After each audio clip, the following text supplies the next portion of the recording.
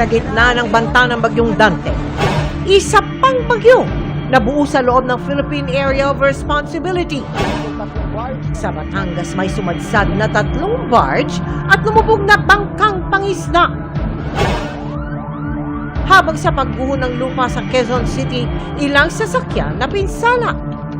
Bangkay na nawawalang pasahero ng kotseng inanod sa Caloocan, natagpuan sa Bulacan. Dolomite Beach at struktura ng MRT 7 nakikitang dahilan ng MMDA sa pagbaha sa ilang bahagi ng Metro Manila. Naitalang patay sa gitna ng masamang panahon, umakyat na sa 7 habang 8 ang nawawala ayon sa Office of the Civil Defense. This is Philippine Coast Sa ballot that was rejected first. Live mula sa GMA Network Center, ito ang 24 Oras.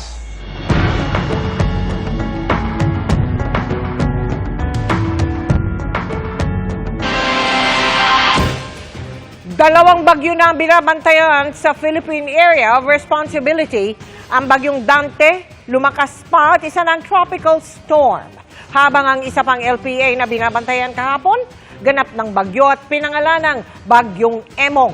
Mabilis din niyang lumakas at isa ng tropical storm. Hinahatak ng 2 bagyong habagat na nagpapaulan sa malaking bahagi ng bansa. Tumaas din ang tsansang maging bagyo ng LPA na binabantayan sa labas ng PAR.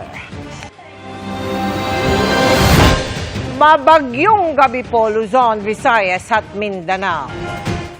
Magkasunod na nadisgrasya ang 3 barge at isang bangka sa magkahiwalay na lugar sa dagat na sakop ng Batangas. 11 ang sakay ng lumubog na bangka habang nagkatagas ang isa sa 3 barge.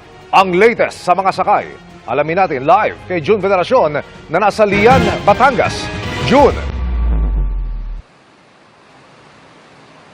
Mel, Emil, sa gitna nga ng naranasang masamang